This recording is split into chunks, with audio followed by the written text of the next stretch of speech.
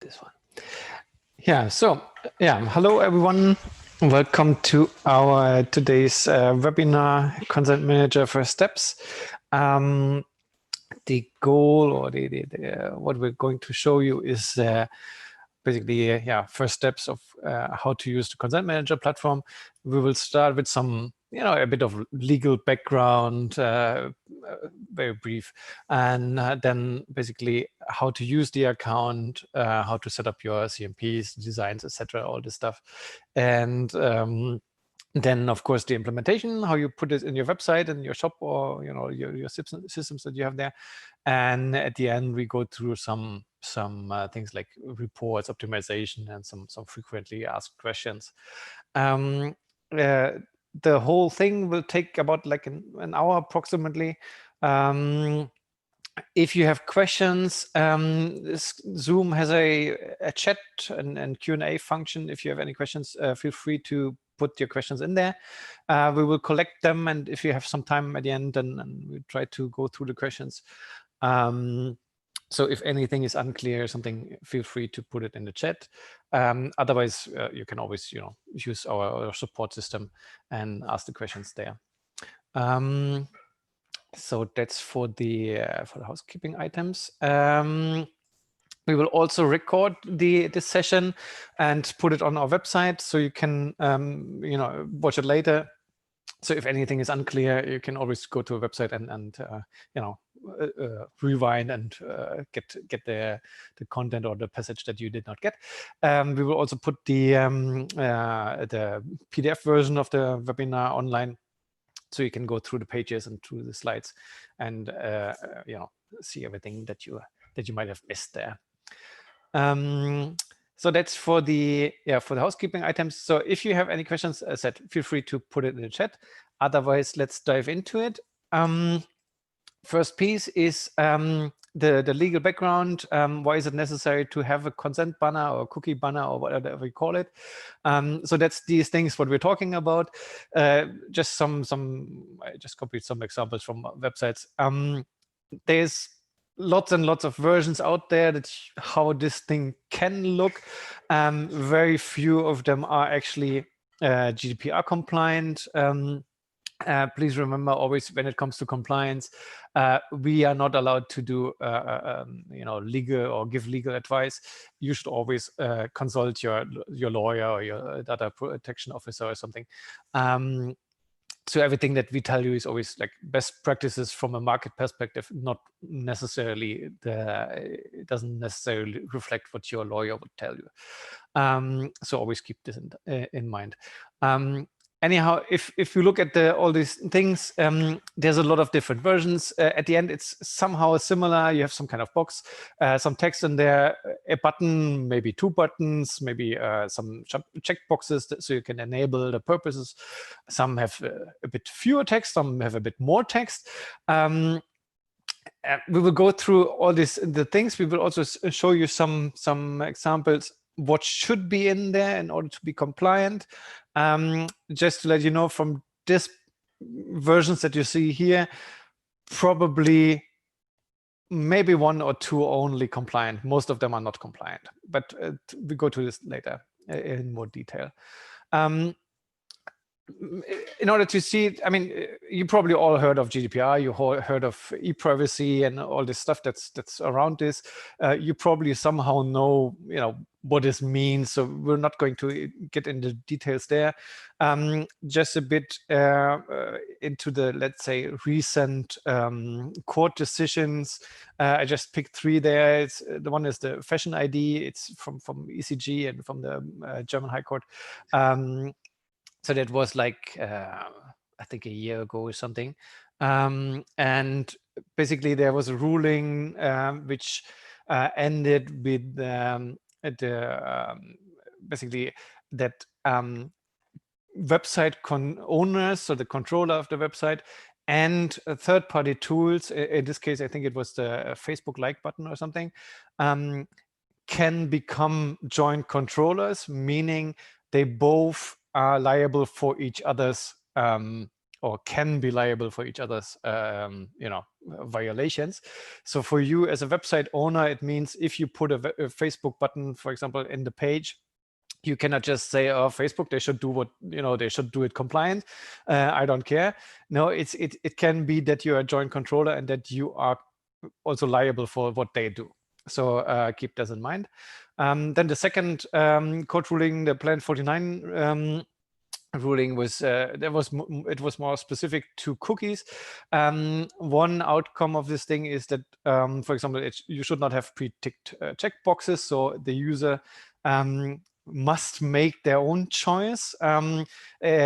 No indirect consent. It must be explicit consent, meaning the user needs to click a button or something. So things like, serve, if you continue to serve, you agree to blah, blah, blah. That's not valid. If you scroll on the page, that's not valid, etc. It needs to be an affirmative action, so a click on a button usually. It needs also to be informed consent. So there is some things that you need to have in your consent layer in order to make it compliant. These one-line text like reset cookies and you accept this, please. That's not sufficient. And the third ruling was just recently. It was 1 week or 2 weeks ago in Rostock in Germany. There was a ruling. They specifically picked it's a legal website or a website for lawyers, and they had a consent layer on the page. They had pre-ticked boxes, so that was one of the issues. Then they changed it to a second version. The second version did not have pre-ticked boxes. It was better, so to say, but they had also the problem that they had two buttons on the layer. I think one just said okay, and the other one said, I think, details or something like this. And so the court ruled that on the one hand, okay is not clear enough. It needs to be more specific what you need to, what this button means or what action is taken. And the other problem was the okay or accept button was green and a bit more prominent, and the details or setting button was just was gray and not so prominent. And the court also ruled that this is also not okay.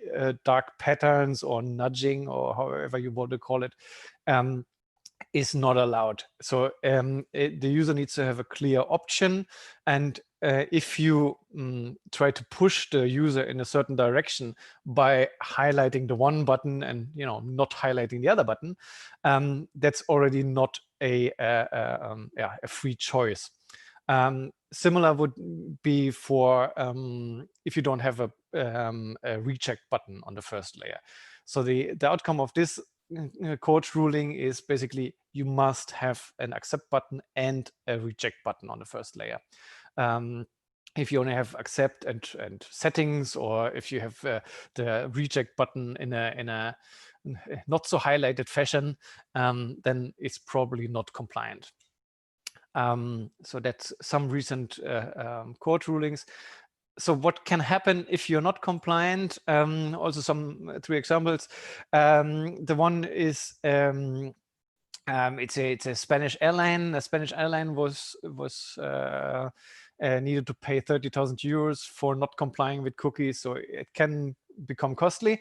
The French are even a bit, they topped the whole thing.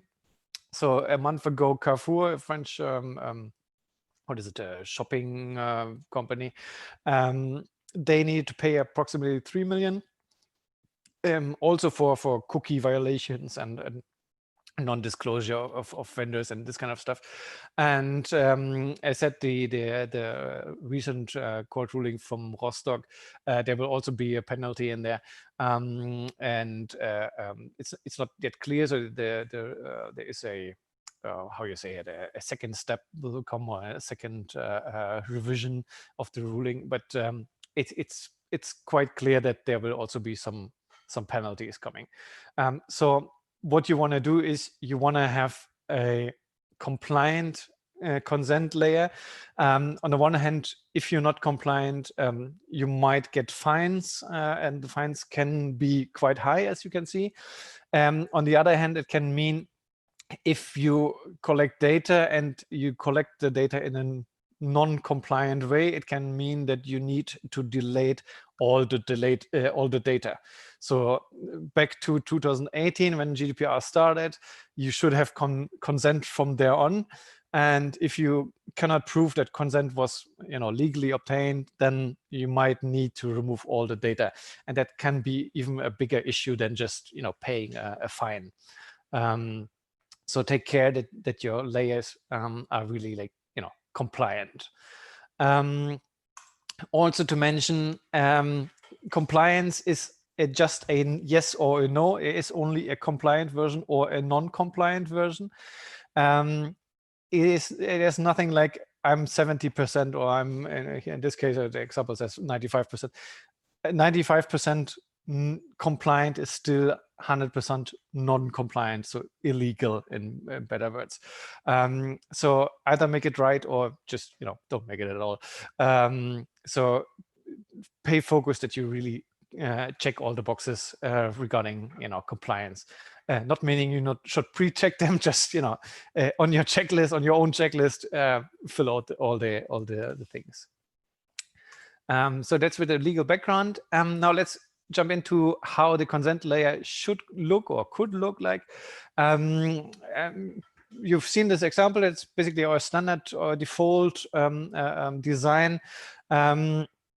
It is quite big. I mean, the text is quite big. There's a lot of text in there. There's the layer is quite big. The reason for this is there is a lot of information that you should put in the layer.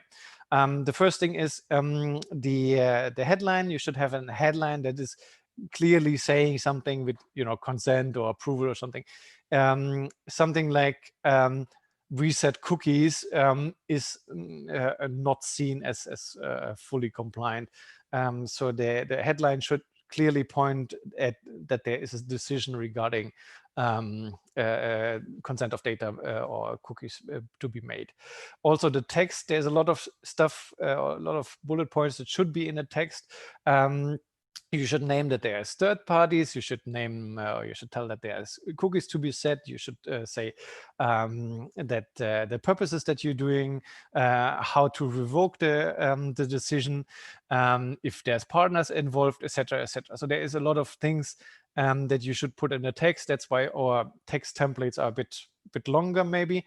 There to say is the templates that we have in the system, I mean, they're quite general, so you should always check the text if the text also works for you, and if it applies, of everything that's in there applies for you. So you might want to refine the text, but be careful that you don't drop too many information, or remove too many information from the text. Also, what you should have is you should have the purposes. If you use checkboxes or toggles or whatever logic you use, make sure that you don't have pre-ticked checkboxes or pre-activated toggles, so that the user needs to make an active choice in order to activate something. Also, what you should have, as said, you should have a clear yes or no, or accept or reject, or whatever you call it.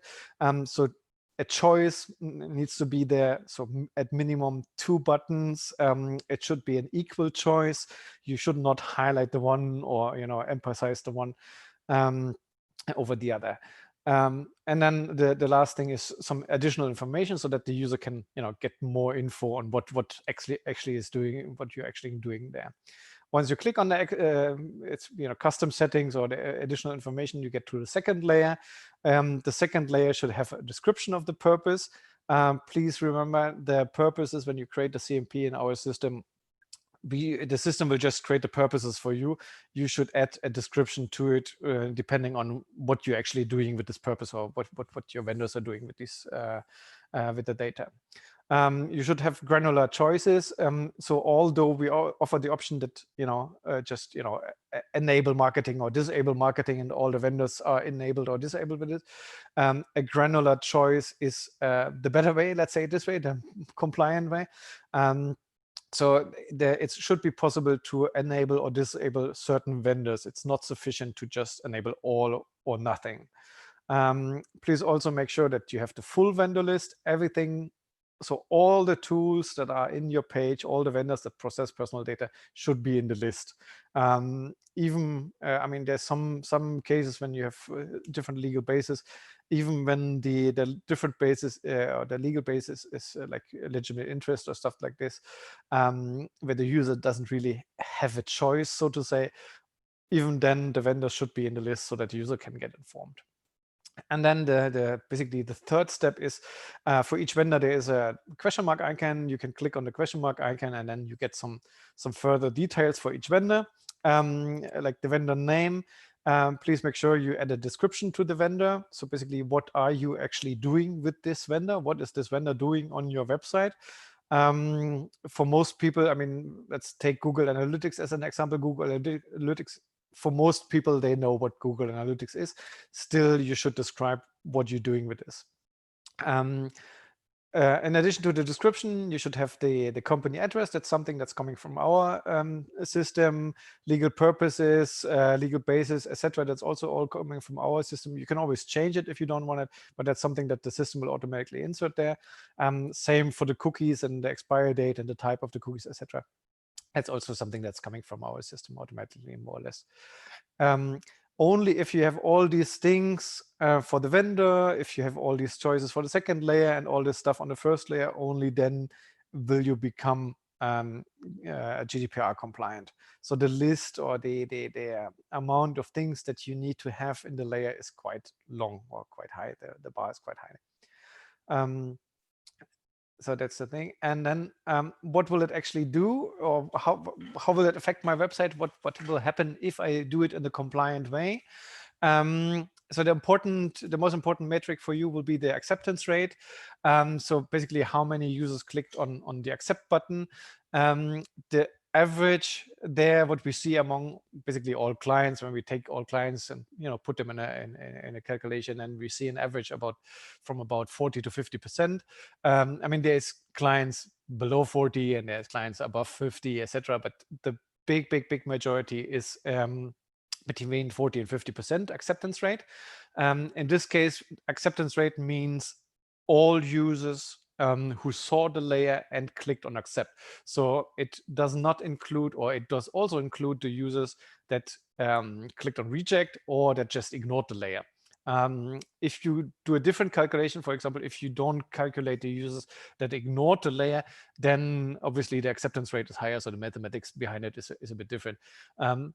So there's different mathematics how you can calculate an acceptance rate.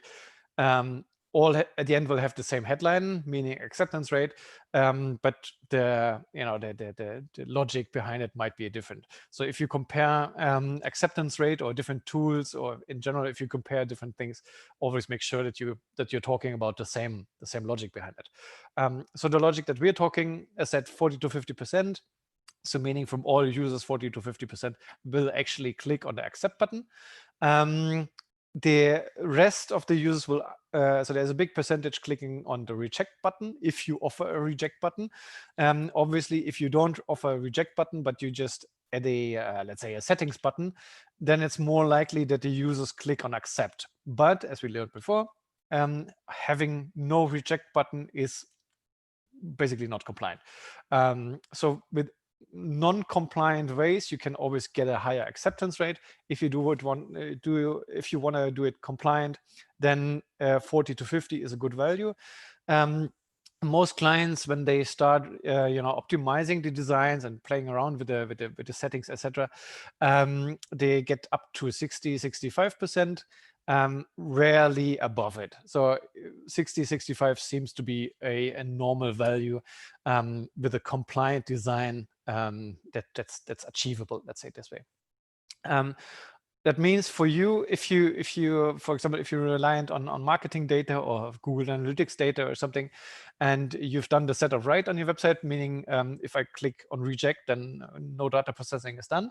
It basically means if only 40 to 50% click on accept, that means I will only see half of the users in my Google Analytics or in my marketing tool. So keep this in mind and put it in your forecasts, in your calculations. Basically means that you will see less sales, less conversions, less clicks, less data in your tool, while still spending the same amount on marketing. So you need to adjust your calculations there. Also, what we see among most of the clients is that loyal visitors are more likely to click on accept and to buy stuff. So it can also be that you just have, like, say, 50% acceptance rate, but that your marketing tool still records 60, 70%, or sometimes even more of the conversions. That's because the loyal users usually tend to, click on accept, will buy something, maybe buy multiple times. So you will see them more often in your marketing tool, while you will not see the, just one-time users that just come to your websites and then leave again. That's usually also not the users who buy something, and that's also the users who usually don't click on accept. So the numbers are not exactly the same that you will see. So acceptance is the one thing. The other thing that you should keep in mind is the bounce rate. Bounce rate meaning visitor leaving your website. So visitor is coming to your website, sees the consent layer, and maybe thinks like, oh, what the fuck is this? I don't want to interfere with this thing, or there's something legal. I don't want to use this, and is leaving the website. Down there is two screenshots. So the one is from Lufthansa airplane or travel company. The other one is EasyJet. It's also a airplane company. Two very different designs. Lufthansa has a very big thing, a big layer. The website is great. You can't use the website unless you decide something. EasyJet, it's kind of the opposite. They just have small cookie layer at the bottom. You can still use the website. Despite of whether that's compliant or not compliant, doesn't matter at the moment. Just from the design perspective, what you will see is much more users will interact with the consent layer of Lufthansa, because if you want to use the website, you will interact with it. So you will get a higher acceptance rate in total. So more users click on accept, while with EasyJet, you will just, people will just ignore it. Nobody will click on the button there. They will just continue surfing. So you will get a higher acceptance rate. But what you also will get is a higher bounce rate. There will be more user who will just be annoyed of this layer, will not want to do some choices, will just leave the website. So more users will drop from this website, and EasyJet, the user will just basically ignore the consent layer, continue surfing. So the layer will not have a big impact in the bounce rate. So what you need to keep in mind is when you look at the data, don't only look at the acceptance rate, also look at the bounce rate and get the right balance for you. So is it justified to get or to use a design with a 5% higher acceptance rate, while at the same time maybe losing 5% more users? It can be, it can be something that's important for you, acceptance. Maybe if you're a newspaper and your main source of income is advertising, then maybe every accept is important for you. On the other hand, if you're maybe an online shop or something, then it's maybe more important for you to keep the users in the shop, because also users that click on reject can still buy something. So you need to find the right balance for you. It's not always the best design to just take the one with the highest acceptance rate. So that's from the practical perspective. Let's go into the first steps, or the basics on how to set this whole thing up. A broad overview. So first steps will be the configuration. So you will go into system, set up your CMP, the vendors, purposes, cookies, etc. Once this is done, you will go into the integration. So you get the code, put the code in your page or your app or your whatever you have there, and do the blocking depending on which code you have. And then at the last step, you maybe want to adjust your privacy policy. We'll go through all this in a minute. Also helpful resources at this point. On the one hand, the consent manager login, that's where you find your your account, and then help.consentmanager.net, that's the big, we have a big online help. Basically all the questions, everything that you want to know is somewhere in there. You just need to search maybe a bit. And then consent manager.net/support, that's where you can create support tickets if you have questions that are a bit more specific or that's not answered in the help section, for example. So that's the overview. And the account itself, just to understand this a little better, what you do in the account is you create a CMP. That's in this case here, this yellow box now. A CMP contains the general settings, legal settings, and the design settings, etc. What you want to have. For each CMP, you create purposes. That's this blue box here, blue boxes. And for each purpose, you assign vendors. That's the balls that I put in here. Usually we see something like functional vendors, marketing, analytics, something like this. And then basically you group them together. And for each vendor, you will then have a variety of cookies that are assigned to this vendor. So that basically, let's say Google Analytics, you will have a CMP, you will have the purpose for analytics, you will have the Google Analytics vendor, and Google Analytics will set some cookies. Along with this, you have some designs. Basically, you can create different designs. Each design can have different texts or combinations of texts. And in the CMP, you will basically say, okay, this CMP should use the one design or the other design or whatever. In the account, depending on your package, you can then create multiple CMPs. So basically the same thing twice, 3 times, 15 times, however often you need it.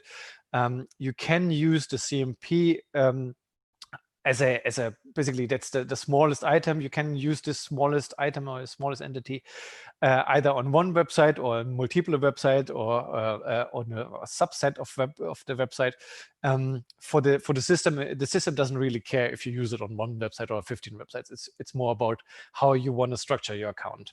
And then for the whole CMP, you get an HTML code or a different code for the SDKs, etc., for the apps. So you get a code, and this code is the stuff that you put in your website. The code is unique to the CMP. So if you have multiple CMPs in your account, you will get different codes. They will look like very, very much alike. So it's just an ID in the code that will change, but it's, as I said, it's a different ID, different CMP, so it's different codes at the end. The whole thing, the whole setup process, you can always put the code on your page. You can always go back into the system and change the codes or change the settings. So nothing that you set up is basically it's unchangeable. You can always go and say, I made a mistake. I need to change whatever the purpose. I want to rename them or put the one vendor in the other purpose or something. The code will remain the same for the CMP. You can always go back and change something. So you don't need to do the steps in the right order. You can always go back and change if you want to change something. And then a quick overview on how the interface looks. I mean, it's quite self-explanatory, but just to go through it. So when you log in, you have a dashboard. On the left side, you have the navigation, so the main menu. On the right top, you have the package, the help, the link to the help, the account settings, and logout. In the middle, you have sometimes, depending on if there's something important, you have some notes, maybe some yellow boxes usually, that will tell you that there is something that you should pay attention to. And then there's also on the dashboard a compliance test box that you should pay attention to if you want to become compliant. That's helpful there. And then usually in the menu, you would click on either CMPs or vendors, or depending on what you want to do. And then from there, you will get in a list view. Then you will see basically the list of CMPs or the list of vendors or something.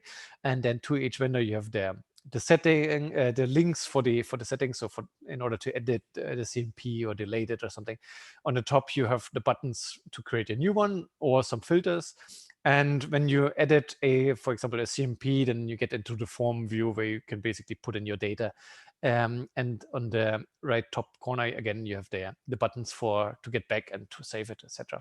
So it's quite similar. It's, as I said, it's quite self-explanatory and quite easy to use. So first steps, how to do the setup. So the first step would always be to create a CMP. The CMP is, as I said, where you put all your general settings, legal settings, and so on. When you first log into the account, you will automatically be brought to the wizard. So it's an easy way to create a new CMP without the need to focus on all the details and all the settings that you can do. Or you just go manually and go to menu CMPs and add a new CMP.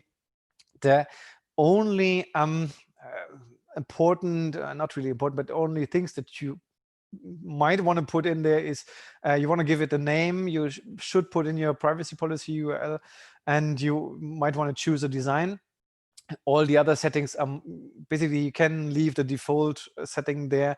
If you're not, if you're not familiar with the settings, there's so many things that you can do right or wrong.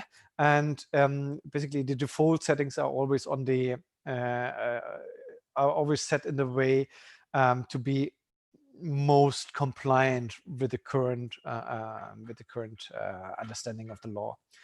So if you don't want to, if you don't have any clues about this, or if you don't want to interfere so much with this stuff, just put in the name, policy, choose a design, and that's it. Then you press on save. Second step would be to add your vendors. It's important to have all the vendors in your vendor list. The vendors, you can either get them into your list by adding them manually. So you go to vendors, and then you click on the add vendors button, and then there's a long list of vendors, and you just choose them and add them to your list. Or usually the easier way is you just use the crawler. So you go to, again, vendors, and then add vendors. There is a form where you can just put where you just give your URL and then, send the crawler. Or the same way you go to reports, cookie crawler. There's also something where you can start a manual crawl. And then it will tell you which vendors you have on your page, and you can add them then in the cookie crawl result.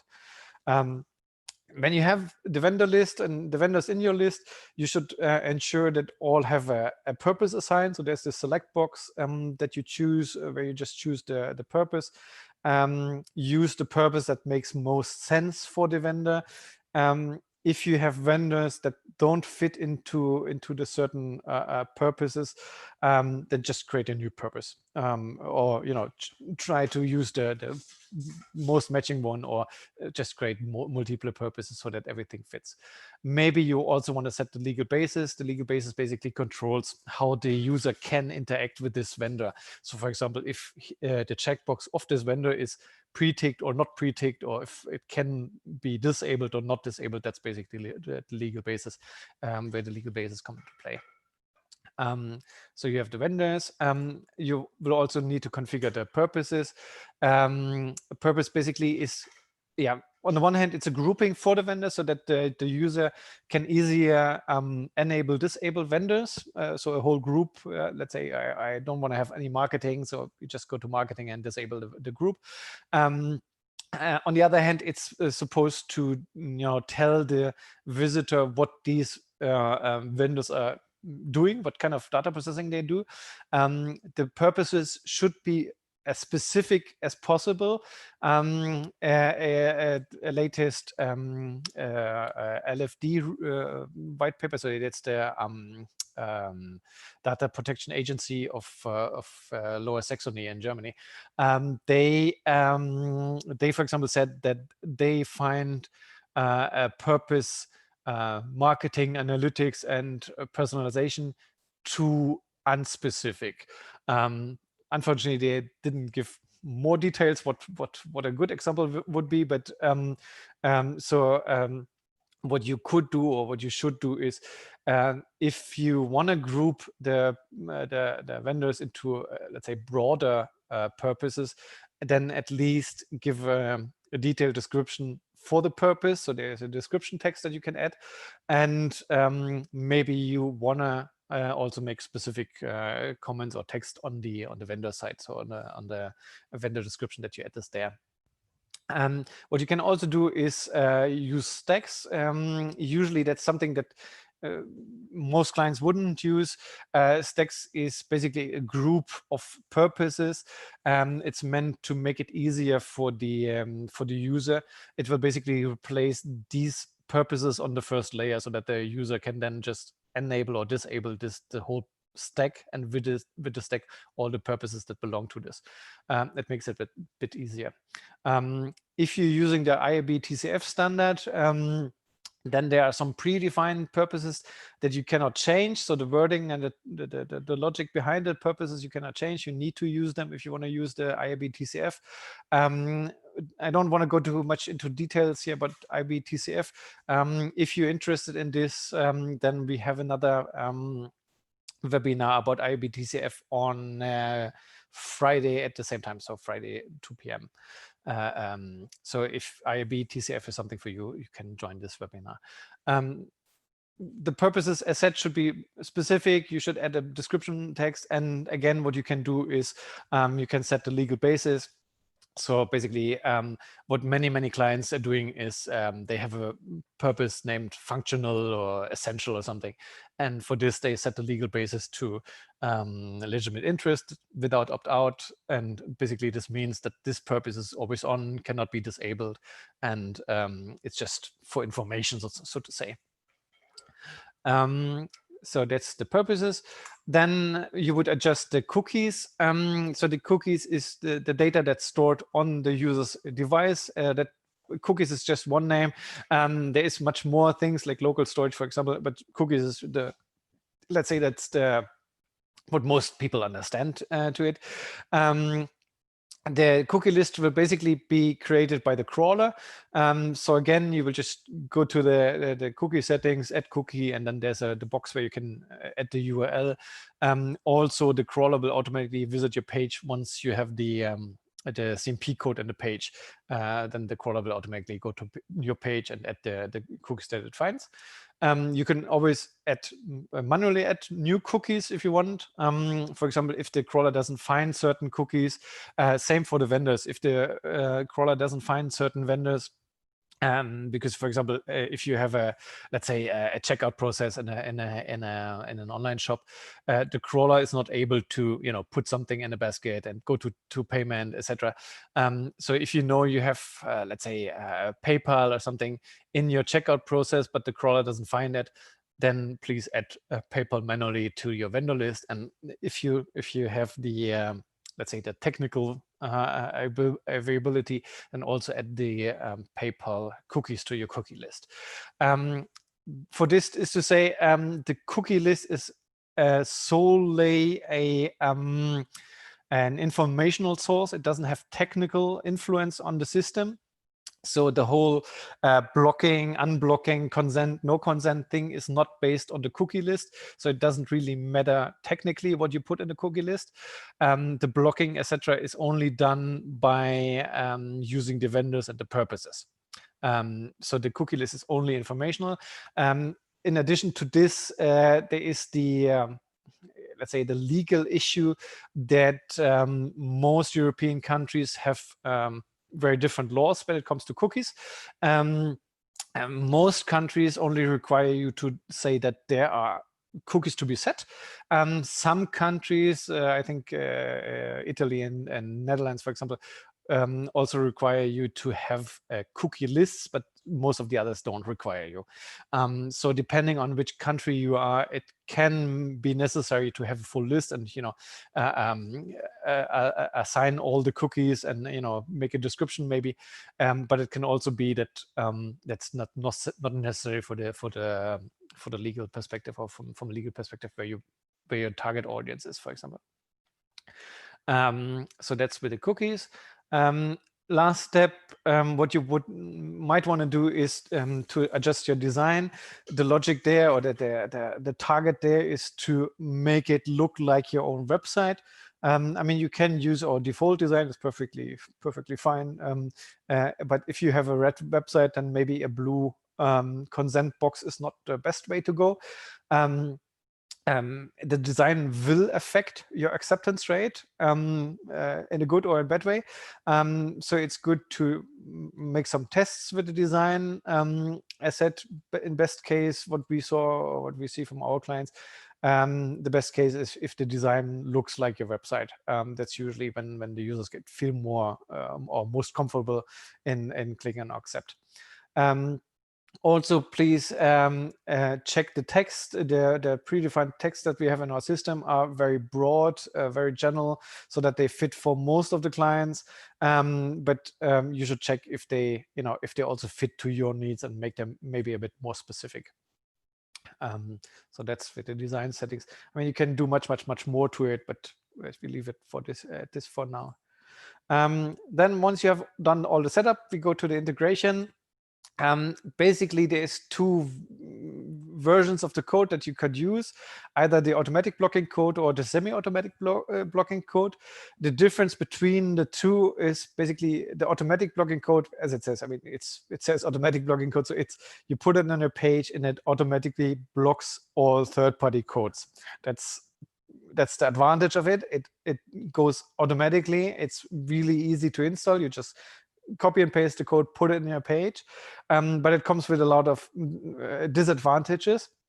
On the other hand, the semi-automatic code is not blocking anything. It basically expects you to align the codes that should be blocked. So if, let's say, you have a Google Analytics on your page and you want to block it, the semi-automatic or manual blocking code, this code expects you that you change the Google Analytics code, and then the semi-automatic code will just unblock it. So when consent is given, it will just unblock the Google Analytics code so that Google can then start with the data processing. So that's the main difference between the two. And due to this difference, there come some advantages. As said, the automatic is very easy to install, while the semi-automatic, you have a higher effort. It's more complicated to integrate. So you need to change all the codes that you want to block. You also, if you're using it, you also need to change the triggers in your tag manager, for example, but you can use it with a tag manager. So if you don't want to put the code directly in your page, you can also put the semi-automatic code into a tag manager. That's not possible with the automatic code. The automatic code needs to go directly in the page. Also, it can become non-compliant. For example, modern browsers tend to preload content of your page. So basically, they start loading the, let's say, Google Analytics code before we even had the chance to block it. And then basically, it could be that you already have a data protection issue there. And we couldn't, avoid it. It also loads synchronously, meaning the website stops, loads our code, and then continues. So that slows down the website a bit. It's nothing that the usual user, the normal website user, will not, they will not see a difference. But it's measurable, and it's I mean, from a developer's perspective, it's not modern. It's not cool to develop codes in a synchronously way. So that's the advantage. On the other hand, of the automatic, it's asynchronously, so it will load with the page. It will not slow down the page. And then there's other issues that might appear and that usually don't appear with the semi-automatic blocking code. So in general, we recommend the semi-automatic blocking code. It is more effort, but it is the more secure and more compliant way if done right. So if you want to do it, or when you do the integration, quick overview on the steps. I mean, it's quite clear. You copy the code, you get it from menu, get code, automatic or semi-automatic. So if you go in the menu, click on get code, and there is a tab, or how you say, two things that you can switch between. either the automatic or the semi-automatic. If you have an AMP website or if you're using apps, then there's different codes and different SDKs for it. And if you're using a shop system or CMS system, then we recommend to use one of the plugins that we have, which usually makes it much easier to get the code into your page. You just in this case, you just install the plugin and then you put in the ID of your CMP, and that's it. You need to insert the code. You insert the code on all the pages and sub pages as early as possible, usually in the head section, in some cases in the beginning of the body section. If you have a CMS or shop system, then usually they have template files, so a file that's used from the whole shop system on all pages, and you put it in these files, and therefore you automatically have it in all the pages. And once you have done the integration, you should check if everything still works. The automatic blocking code is very likely to block a bit too much. It's just, I mean, it's automatic, it blocks everything and then it unblocks. So there's a higher risk of blocking too much. And with the semi-automatic, you would make sure that you adjust the third-party codes and your triggers in your tag manager so that the blocking can actually happen. A bit more details on the automatic blocking code. When you have it integrated, and the code finds something that is unknown, so if it blocks some code that it doesn't understand, then it will inform the system, and the system will inform you. So on a dashboard, you will have a notification saying something like, we found 3 domains that have been blocked but are not found for or not aligned to a vendor or something. So you should, once you integrate it, just visit your website, click on refresh several times, and check the system afterwards. If it reports something that that it blocked something that it did not understand, then it will just tell you the domains that have been blocked, and you just assign the domain and say, okay, paypal.com, that's vendor PayPal, for example. You just assign it so that the system then knows what to block and what not to block. In some cases, it's not possible. So in some cases, the automatic blocking code will just, it will not properly work with some codes. It will just block too much, basically. Then you can add a HTML attribute to the code, which tells the system to not block this specific code, or you can exclude whole domains from the blocking so that you don't get run into issues there. If you're having a shop or something that's essential to your website, please check the whole shopping process. We had several clients that installed the code, did not test it, and then 2 weeks later they found some payment method or something did not work due to the code. So please make sure that you check everything. So that's the automatic code. The semi-automatic code, as said, it's a bit more effort. What you need to do basically is all third-party codes in your website need to get 3 attributes, or 3 or 4, depending on the setting. It's these things here. So it's really simple at the end. It's nothing complicated. If you compare, that's the before and the after. It's just the yellow pieces are inserted or changed. It's nothing really complicated. It's also repeats. Basically, it's always the same, just a different ID that you need to insert. So it's really not complicated, but as I said, it's an additional effort. So it's a bit more effort to get this thing running. Also, if you're using a tag manager, you need to replace all the events, or most of the events in the tag manager, and add some checks for certain variables so that the tags only fire if consent is given. And then for this whole thing, you will need the IDs you find in the vendor list. So that's the integration. And last step of the integration, what you should do or could do is there is codes that you can use in your privacy policy. There's one code for the cookie list, and there is one code for the vendor list. So basically, it's just a tiny JavaScript thingy that you put in your privacy policy, and then it will show all the vendors in your vendor list plus some details, etc. In your privacy policy, or the same with the cookies, it will show the cookie list. That can make it easier for you to maintain all this stuff, because usually you will have the same vendors. You need to have the same vendors in your privacy policy, and you will have them in our system for the consent layer. So it's much easier to just have them on one place and use it, use the same details in both situations. If you don't use these codes, please make sure that you add a description about Consent Manager to your privacy policy. We are also a third party to the visitor, so it's important that your privacy policy also contains information about Consent Manager. Some more details on what the system also can do for you. Just very briefly, I mean, there is reports, analytics, etc. in it. And most importantly, the CMP report. Sometimes interesting is also the benchmark report. You can filter and group the whole stuff, and then you get some metrics like the visits, the page views, accept, reject, etc. The acceptance rate, bounce rate. I don't want to go too much in details, but make yourself familiar with this, get some data in it, compare the data, especially when you're optimizing or when you try to change the designs, etc. Making a before and after test, etc. And also what the system is doing, it can do a design optimization, so an automatic A/B testing.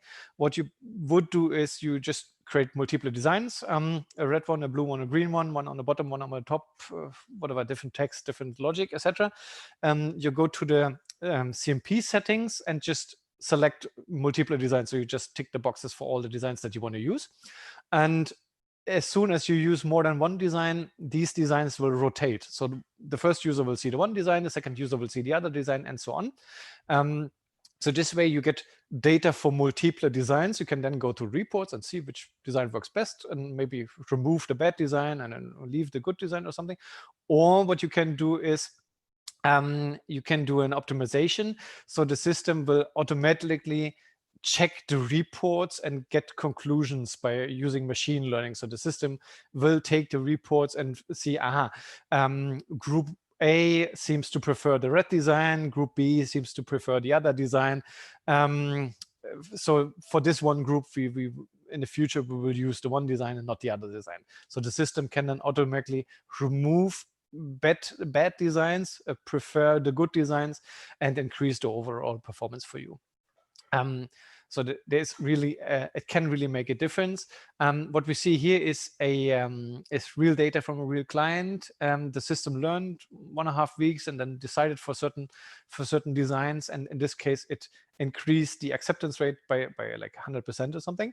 I mean, we took a client where it really worked perfectly. Not every client can just, double their acceptance rate.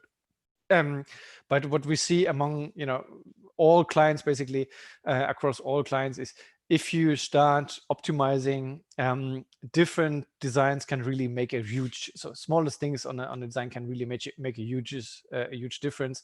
And therefore, we really recommend you to test multiple designs, test your various options of the design, change the position, change the buttons, change the text, etc. All the things that you can do with the design. It can really make a difference for your performance.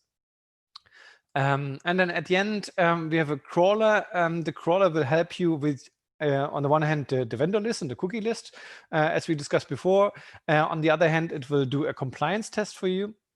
So once the CMP is on the page, we will basically take all the URLs where the page, where the CMP is installed, and send the crawler to take samples from these URLs. The crawler will basically do two things, or two crawls. It will go on the page and click on accept, and then it will come back and do the same, but click on reject. And the expectation is, if I click on reject, there should not be a third-party cookies, there should not be data processing, etc. If the crawler still finds cookies, it will, it will get an alert. You will get alerted, you will get an email, you will see it in your on your dashboard. So that you can basically pay attention. Okay, there is something wrong. Maybe some settings are wrong. Maybe a vendor is not behaving as it should. So that okay, you need to do something, or so that seems everything is fine. If the crawler is alerting something, usually it's due to either there is something not yet blocked, so that you just forgot the code to to insert the manual blocking or something, or usually if there is cookies set, that are set to be marketing cookies or analytics cookie or unknown cookies, and then basically the system will send an alert. And maybe if it's a functional cookie and you just did not set the type to functional yet, then the crawler will say, oh wait, there's an unknown cookie. I don't know what to do with it. I will send an alert to it. So that's the crawler. It will visit your page multiple times a day, so you can more or less immediately see the changes that you made to your website in order to be compliant. So check the crawler results from time to time. And at the end, good on time. At the end, some questions, the top 5 questions that we usually see. First question, why do I see the consent layer? Why do I not see the consent layer, even if I deleted my cookies? That's due to server-side fingerprinting, meaning we know or we recognize the user even if the user does not have a cookie. And so if the user deletes the cookies, then the fingerprint will basically take over and restore the data from what was in the cookie. And therefore, we don't need to ask the user again. So if you want to have, if you're in the testing and the implementation phase and you want to resurface the consent layer, then maybe disable the fingerprinting for a minute or for an hour and do your testing. And then it's basically just based on cookies. Otherwise, the fingerprinting will always take over. Second thing is, what to do if the cookie crawler reports issues or errors. As said, usually the errors are due to not correct blocking. So check your website, check the errors that it says. Also check if all cookies are assigned to a type. So the crawler will also alert if there's unknown cookies. Specifically check for marketing cookies that they are all blocked, marketing and analytics cookies. Third question, how do I define a purpose as cannot be deactivated? That's the usual thing that you want to do with the functional stuff, for example. So that's where you use the legal basis. So you go to menu and then purposes. For each purpose, you have a legal basis and you just set it to a legitimate interest without opt-out. And then basically the purpose will still appear in the consent layer, but the checkbox will be pre-checked and disabled. So you cannot uncheck the box. You cannot disable the purpose. Fourth question, what can I do if the automatic blocking code is blocking too much? As said, either you should ensure that, on the one hand, you should ensure that all the vendors are on the page, on your vendor list, so that the user can actually accept something. Only if he can accept something, then it can unblock the vendor or the code. Check if the system wants you for unknown domains so that you can assign them. And if everything, if everything doesn't work, then add these attributes or set the domains to not block these certain domains. Some codes just don't work with the automatic blocking code. If that's a legal issue for you, then the only way in this case, or in most cases, is to switch to semi-automatic blocking code. Last question, how can I correctly assign cookies if I don't know what these cookies do? So what you can do is, on the one hand, you can do online research. So you just Google them, try to find out what this cookie is doing. You can ask the vendor. In most cases, if the vendor is a marketing vendor, then obviously the cookie will also be a marketing cookie. It's better to assign the cookies to some values that make sense than to not assign them at all. If you cannot assign them, or just use your best knowledge. If you cannot assign them, keep in mind, as I said, the cookies don't have a technical use or technical importance. It's only for displaying the information to the user. So it's not technically required that you assign the cookies. Okay, that's it for the moment. Thank you for your attention. If you have any other questions, feel free to reach out to us. Don't forget to consult our help section, help.consentmanager.net. If you have any further questions, please feel free to put them in the chat. Just checking. No questions in the chat today. That's good. So basically, we explained everything. So then we're right on time. Thank you for your attendance. And yeah, maybe register for our webinars tomorrow or on Friday. Tomorrow is TCF in German, and on Friday is TCF in English, if you want to know more about TCF. Okay, thank you. Bye-bye.